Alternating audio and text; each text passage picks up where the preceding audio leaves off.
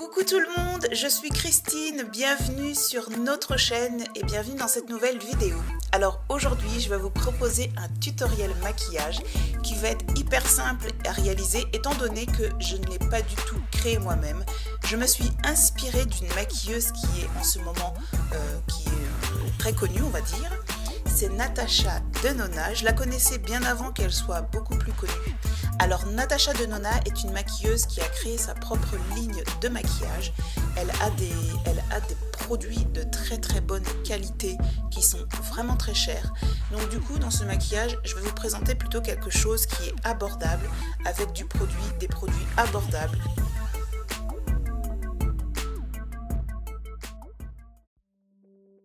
Alors bien entendu, j'ai bien pris soin de préparer ma peau, je me suis nettoyé le visage, etc. Et j'ai hydraté ma peau avec ma crème hydratante. Bien entendu, hors caméra, j'ai déjà redessiné mes sourcils en utilisant ces deux produits.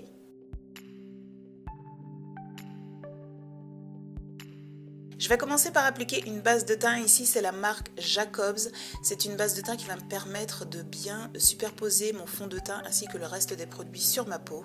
Et vous pouvez constater, voilà, j'ai deux indésirables qui se sont installés sur mon visage, mais on va continuer quand même, on va faire comme s'ils n'étaient pas là. Voilà, donc j'attends que ma base de teint soit bien sèche sur ma peau et ensuite je vais préparer aussi mes paupières à recevoir le maquillage.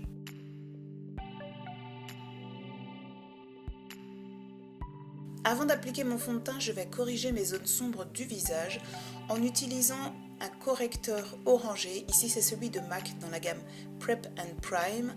Je vais l'appliquer sur les zones de mon visage que je trouve trop sombres et que j'aimerais corriger.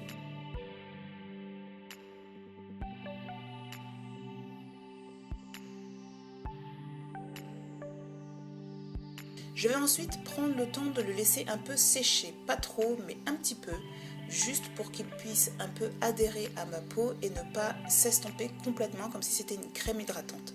J'aimerais vraiment que ce soit un peu plus sec. Donc voilà, je le sèche un peu à l'air libre et ensuite je prends ma Beauty Blender pour pouvoir le faire pénétrer délicatement dans ma peau. Donc comme toujours, j'applique mon fond de teint à la Beauty Blender. Ici, je prends deux fonds de teint, un trop foncé, un trop clair. Je les mélange tous les deux pour pouvoir obtenir ma teinte idéale pour ma peau en ce moment. Et je vais venir commencer à travailler mon contouring en utilisant une poudre plus foncée que la couleur de ma peau. Donc ici, c'est un fond de teint poudre de MAC, le Studio Fix. Et je vais en appliquer aussi sur le bout de mon nez pour apporter un côté ombré sur le bout de mon nez, en dessous de mon menton et au niveau du creux de mes joues. Je vais ensuite me munir de ma mini Beauty Blender et je vais poudrer le contour de mes yeux. Alors vous l'aurez remarqué, et moi je m'en suis rendu compte uniquement le soir quand j'allais me démaquiller, je n'ai appliqué aucun concealer. En fait j'ai totalement oublié. Donc voilà, je poudre le contour de mes yeux dans le détail avec ma mini et dans le gros avec ma grosse Beauty Blender. Je vais maintenant poudrer le reste de mon visage avec ma poudre Mineralize Skin Finish en teinte Deep Dark. Alors ne me demandez pas pourquoi je le fais dans cet ordre-là, je pense que je ne sais pas, je vous avoue que là je me suis posé la question, mais on va faire comme si tout allait bien. Ensuite je vais prendre mon blush Film Noir de MAC et je vais accentuer légèrement mon contouring parce que j'aime beaucoup avoir les joues un peu saillantes. Donc je vais juste l'accentuer un tout petit peu. Je vais ensuite poudrer ma paupière avec ma mini Beauty Blender. Et je vais prendre mon highlighter préféré de tous les temps, de toute ma vie. C'est celui d'Estée Lauder et je vais l'appliquer avec un gros pinceau à paupières sur mes yeux. J'applique la matière uniquement dans le coin interne et au milieu de ma paupière. Je n'insiste surtout pas en coin externe. Je vais maintenant me munir d'un gel liner. Donc ici c'est celui de L'Oréal que vous pouvez trouver dans votre supermarché. Et je vais tracer un trait, tout comme l'explique Natasha Denona dans sa vidéo, en commençant par la paupière inférieure, en remontant dans le coin externe, et je vais ensuite l'appliquer sur ma paupière supérieure. Je vais prendre un pinceau plat, donc ici c'est le 239 de MAC, et je vais estomper cette matière avant d'appliquer le fard à paupières.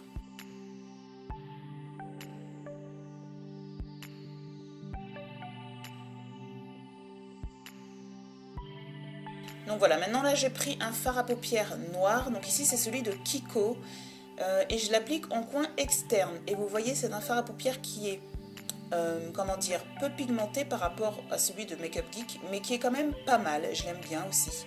Je vais ensuite prendre un pinceau estompeur, le 217 de MAC ici, et je vais estomper la matière pour pouvoir faire cet effet fumé, et puis surtout pour éviter qu'il y ait une grosse démarcation.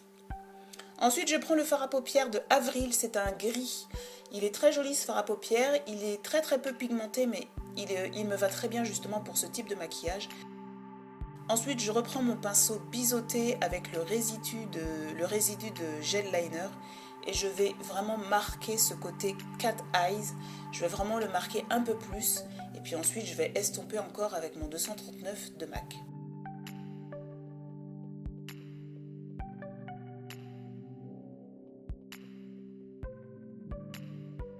Maintenant, vous allez prendre une couleur qui est à peu près proche par rapport à la couleur de votre peau, du moment qu'elle soit un peu chaude si vous avez la peau noire. Voilà, vous prenez une couleur chaude et vous allez l'estomper pour pouvoir faire un joli dégradé au niveau de l'œil. Surtout, ne prenez pas une couleur trop foncée, c'est pas trop le but. Ici, on est vraiment là pour apporter un peu de chaleur au maquillage et pas pour apporter un côté smoky. C'est vraiment pas le but.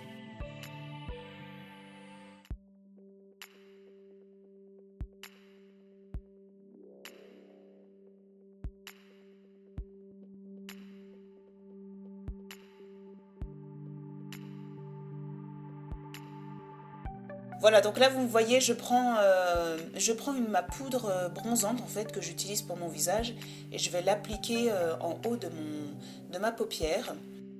Et je reprends mon highlighter que j'ai utilisé au début et je l'applique en arcade sourcilière pour pouvoir relever vraiment mon regard.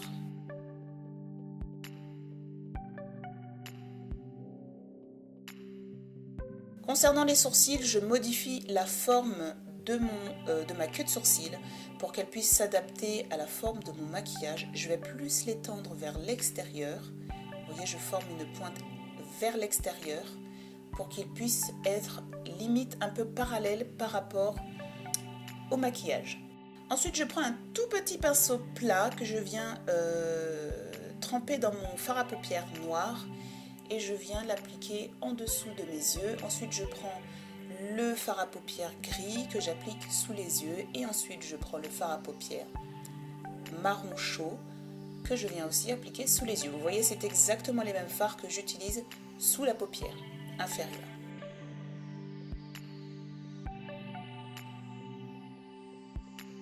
Donc là, je viens modifier un peu la forme de mon maquillage. Je viens juste apporter un peu d'ombre au niveau du creux de paupière pour qu'il puisse être le plus proche possible du maquillage que Natasha Denona a fait sur son modèle.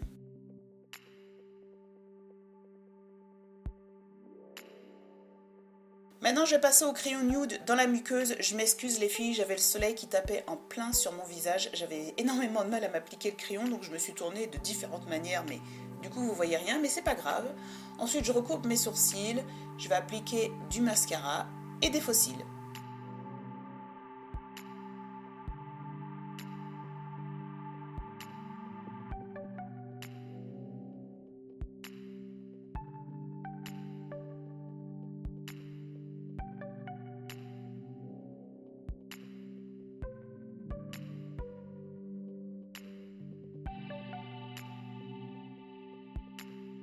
Après avoir appliqué mon rouge à lèvres de Rimmel, je viens prendre un rouge à lèvres un peu corail de la marque Cyan. Donc ce sont des rouges à lèvres que vous pouvez trouver chez Lidl. J'ai fait une vidéo dernièrement où j'en parle énormément et je l'applique bien entendu sur mes lèvres et le maquillage est terminé.